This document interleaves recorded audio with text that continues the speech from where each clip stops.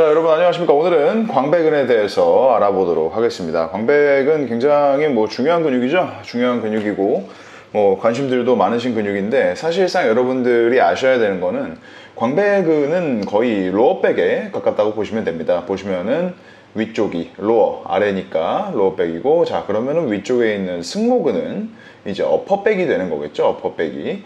자, 이제 기본적인 가장 큰 차이부터 설명을 드리면, 승모근은 어깨와 등 주변부의 안정성에 좀 더 포커스가 맞춰진 근육이고요.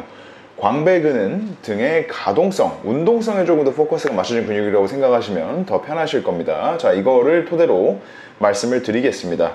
자, 보시면은 광배근 같은 경우는 승모근과 중첩되는 부분이 있거든요. 이제 여기를 이제 우리가 TL 정션 이렇게 부르고는 하는데, 이런 부분에서 우리가 알 수 있는 거는 제가 방금 말씀드렸던 광배근의 운동성, 그리고 승모근의 안정성 부분이 교차되는 부분이 있다라고 하는 겁니다. 이 부분에서 정말 중요한 것은 우리가 등이라는 복잡한 동작을 만들어낼 수 있는 어깨를 포괄하는 쪽이 얼마나 핵심적인 역할을 하는지 우리가 잘 알아야 된다는 거고요. 그렇기 때문에 광배근이 굉장히 중요한 근육이라고 생각을 하시면 되는 겁니다. 광배근 같은 경우는 일단 세 가지 파트로 나뉜다고 볼 수 있습니다. 이제 흉추부, 그리고 그 아래에 있는 요추부, 그 아래에 있는 장골부, 이렇게 나눌 수가 있는데, 이제 요거는 조금 더 핵심적, 심화적인 내용이니까 그건 나중에 가서 설명을 하도록 하고, 자, 오리진과 인서션, 그러니까 즉 기시와 정지를 보시게 되면은 얘도 거의 대흉근과 마찬가지로 해서 몸통 하부 부분을 잡고 팔 안쪽에 이런 식으로 들어와서 부착되어 있다고 보시면 됩니다. 저기 빨간색 보이는 게 저게 이제 장골 쪽에 붙어 있는 광배근이고, 이쪽까지 되어 있으니까 여기를 걷어보게 되면은 이러한 근섬유가 안쪽에 붙어서 형성이 되고 있다는 것을 아실 수가 있을 겁니다. 형성 구조는 그렇게 되고요.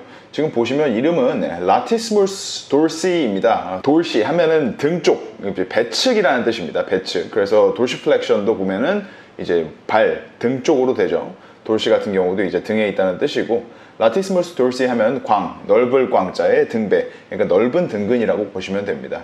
이제 광배근 같은 경우는 액션을 보시게 되면은 상당히 많은 액션을 합니다. 제가 아까 말씀드렸지 않습니까? 등 운동의 가동성을 만든다라고 말씀드렸는데, 지금 보시면은 shoulder retraction, 자, 어깨를 뒤로 당기는 역할을 하는 거고요. 그 다음 거를 보시면은 이제 shoulder depression, 어깨를 끌어내리는 역할을 하죠. 그래서 특히 요 아래쪽에 보시면 아래쪽으로 주행하는 섬유들이 좀 끌어내리는 역할을 많이 하겠죠. 자, 그리고 팔, 이제 앞쪽으로 가서 붙어 있으니까 뭐랍니까? 내회전을 하게 되는 거죠. 내회전도 하게 되고, 자, 그 다음에는 숄더 어덕션도 하게 됩니다. 어덕션 뭐냐? 내전이지 않습니까? 내전. 어깨가 안쪽으로 모이는 기능을 하는 거예요. 그래서 우리가 안쪽으로 모아놓고 좁은 그립에서 풀다운을 한다거나 하면 광배근의 참여를 좀 짧게 가져가는 방향으로 할 수가 있다 라고 생각하시면 됩니다. 자, 그리고 보시면은 심지어 어깨 관절의 신전, 숄더 조인트의 익스텐션과 하이퍼 익스텐션도 하죠. 우리가 이걸로 미루어서 볼 수 있는 거는 광배근 같은 경우는 정말 많은 부분에서 가동을 담당하고 있고, 승모근과 함께 일한다는 점입니다. 저희가 아까 시작할 때 말씀을 드렸던 광배근과 승모근은 서로 안정과 가동을 만들어주면서 함께 일한다. 여러분들이 날개뼈를 뒤로 지나치게 뽑는 거를 할 경우 승모근이 주도적으로 수축을 하기 때문에 원래 제대로 된 움직임, 그러니까 즉 근육들이 균등한 토크 값을 가지고 조화로운 움직임을 만드는 게 아니라 보상 패턴을 만들어서 가져간다고 생각하시면 됩니다. 그래서 지나친 어깨의 후인이나 대단히 정상 범위를 벗어난 흉추의 신전 같은 경우는 이제 여러분들이 근육의 균형적인 발달을 꾀야 하신다면은 가급적 지양 해주시는 편이 좋습니다.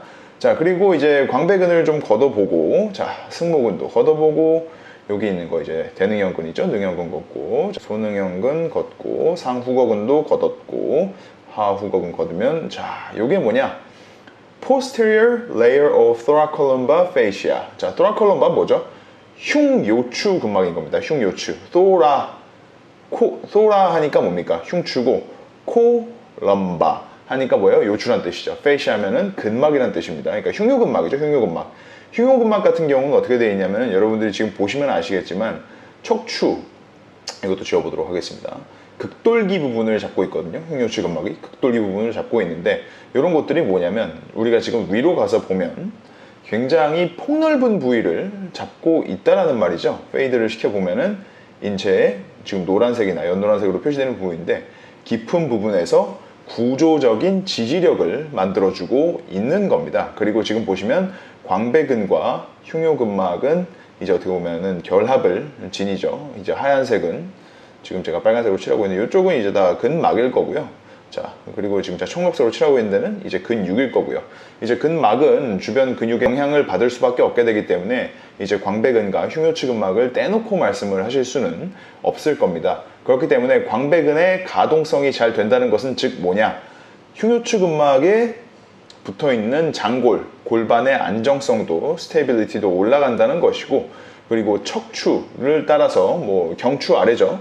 경추 아래를 잡고 있는 흉요추 근막의 제대로 된 텐션 및 구조적 지지는 척추의 올바른 편정도 내지는 가동을 만들어낼 수가 있을 것이다 라고 생각하시면 됩니다. 그래서 이제 허리 질환 같은 거 이제 다양한 견해로 보시는 분들이 많은데 보통은 이제 허리랑 하체를 많이 보죠. 그런데 이제 이러한 이유로 인해서 이제 광배근과 상체 근육이 이제 골반 안정성과 허리 부상에는 훨씬 더 중요하다라고 보시는 분들도 있으니까 참고를 하시면 될 것 같습니다.